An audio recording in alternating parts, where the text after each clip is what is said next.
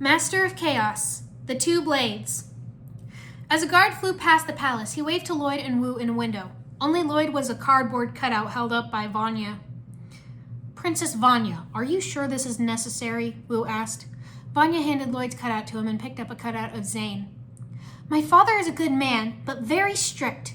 If he knew the ninja had to fight him and gone into the mountain, he would be quite upset, she replied. Perhaps you're right. Best that he does not know, then, Wu conceded. Give Cole another appearance, would you?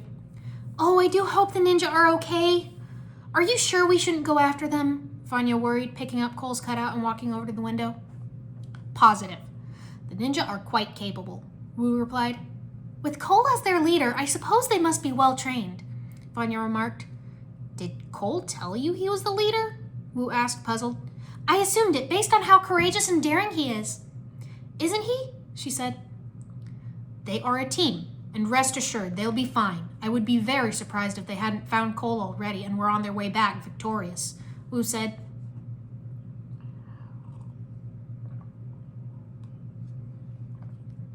The ninja were being forced to mine for a substance that was vaguely familiar, but Irene couldn't remember what it was. What is this stuff we're mining for? It looks familiar, Lloyd said. It's Vengestone, Nia realized. That's why our powers failed. But why? Why does the skull sorcerer need Vengestone? Irene wondered as she chipped out another piece with her pickaxe. They looked up to see some reawakened whipping a Mino. Hey! Leave him alone, you big bully! Cole yelled, throwing his pickaxe and pinning a warrior's whip to the wall. The warrior then snatched his companion's whip and advanced menacingly on Cole. Okay, I didn't think that through, Cole admitted. The seven of them briefly scuffled with the warrior. Hold this for me, will ya? Cole said to it, picking up the iron ball chained to him and dropping it on the warrior. The Geckos and Munts cheered. Uh-oh, Irene said as more awakened warriors surrounded them. They were locked up in one of the cages. Zane sighed. That accomplished very little, he said. Yeah, but it was worth it, Cole said with a slight chuckle. The Mino came and licked him. Ugh! Oh, you again, he said as Irene giggled. Mert handed Lloyd a bowl. For you, Mert bring food, he said. Thanks, Mert, Lloyd said, taking the bowl. Don't trust Munts bearing gifts, scoffed a Gecko, Glyph. Don't trust Gecko Blade Stealer, Mert fired back. They growled at each other. Guys, come on, why do you hate each other so much? Lloyd asked.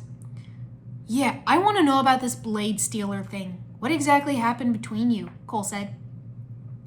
Yes, I too am curious. Please explain the origin of your mutual mistrust, Zane requested. Oh, very well, Glyph agreed. I will tell you of the two blades. One was the Ivory Blade of Deliverance. The other was the Shadow Blade of Deliverance. They belonged to a mighty warrior named Gilly. Millie, Mert cut in. Not Millie, you fool! Gilly! Glyph corrected. Millie, Mert insisted. Forget the name, it's not important. Continue the story, please, Irene said, crossing her arms.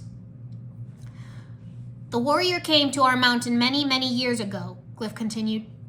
In those days, Geckos and Munts lived in fear, for there was a terrible dragon in the heart of the mountain. Meafbringer, Mert said gravely. Griefbringer! Griefbringer, Glyph insisted. Meafbringer, Mert repeated. Irene gave them both a ferocious glare, and they both stopped arguing. For many days and nights, Gilly battled Griefbringer, Glyph continued. In the end, Gilly won. Geckos and Munts were safe again. Gilly returned to the surface, but before she went, she gave us a parting gift. One was given to the noble Geckos. The other was given to the stinking, traitorous Munts. A gift to help us if ever another evil should return to our mountain. Most intriguing, but I fail to see the source of your strife, Zane said. Our source strifed when the Munts snuck into our cave and stole our blade, because they wanted both, Glyph exclaimed. Geckos stole blade, not Munts, Mert snarled. They growled at each other again. Don't you start, Irene scolded them. They each think the other stole their blade, Lloyd mused. What if neither of them stole the blades? What if someone else took both blades? Nia asked. 3 guesses who, Cole muttered. Indeed, there is an ancient Ninjago proverb that says, "An enemy divided is more easily conquered," Zane quoted. If Munts and Geckles are fighting each other, they can't fight the Skull Sorcerer, Nia said. Cole, do you think we can broker a truce between these guys? Lloyd asked. Cole scoffed. Not forever, just a temporary one. Make a deal. Tell them if they can keep it together and not fight, we might be able to break out of here and find their blades, Lloyd explained. And how are we going to do that? Kai asked. I'm working on a plan, but first I need them to stop fighting, Lloyd replied. I'll do my best, Cole promised. Later, while they were mining, Cole leaned over to Glyph. Psst, secret meeting after Glop time. Spread the word and no fighting or you'll never get your blades back, he whispered. Glyph went to another Geckle and whispered, Secret meeting after Glop time. It's about the blades. No fighting. That Geckle went to another and said, Secret meeting about blades and fighting. Then that Geckle said to the next, Secret meeting for fighting. The Munts also spread the word to each other. When do we start the fight? One Geckle asked once everyone was gathered together. Yeah, let's get it on, another said. Fight? What fight? Kai asked. Against the Munts, a Geckle said. The Munts and Geckles growled at each other.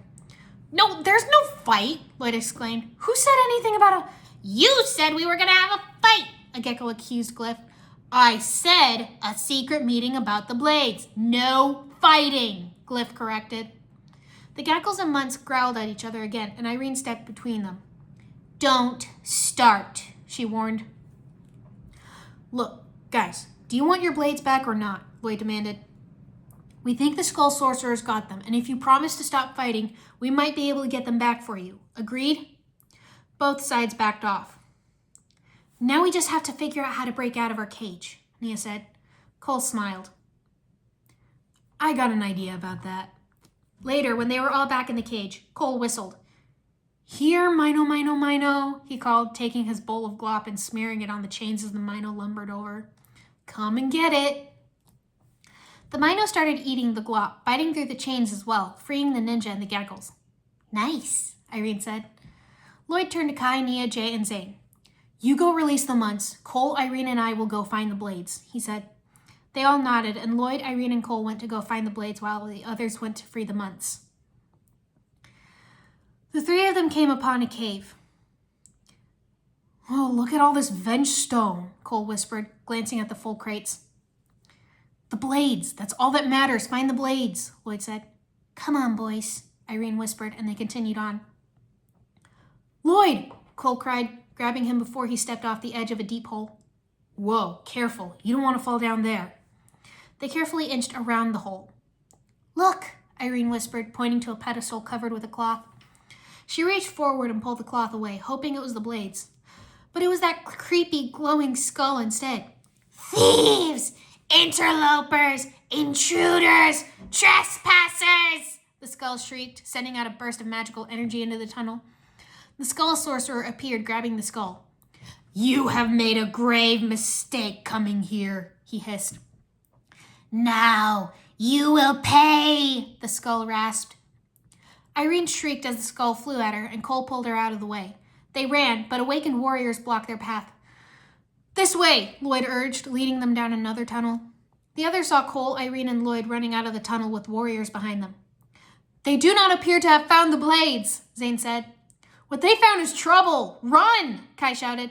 Get the glop, Nia shouted, and they dumped the barely edible sludge on the warriors, slowing them down.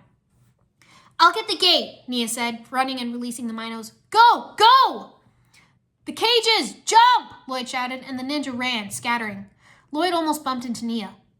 This way, come on, Nia cried, pulling Lloyd and Jay down a tunnel.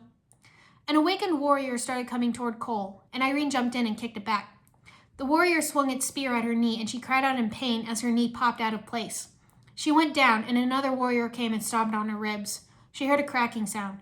Her side was on fire, and as she tried to get up, the first warrior jabbed his spear at her. Irene jerked her head back, and the point of the spear left a jagged gash on her forehead. Cole jumped in and took the warriors out, picking Irene up in his arms. I got you, sweetie, he assured. Cole, Irene, this way, Kai shouted. Cole started running toward him, but rocks and debris fell and blocked his path. Cole! Kai yelled. He'll have to take another tunnel, Zane said, and the two of them ran. Cole looked around for a way out, clutching Irene tightly. He ran and slid under a Mino, escaping into a tunnel away from the Skull Sorcerer.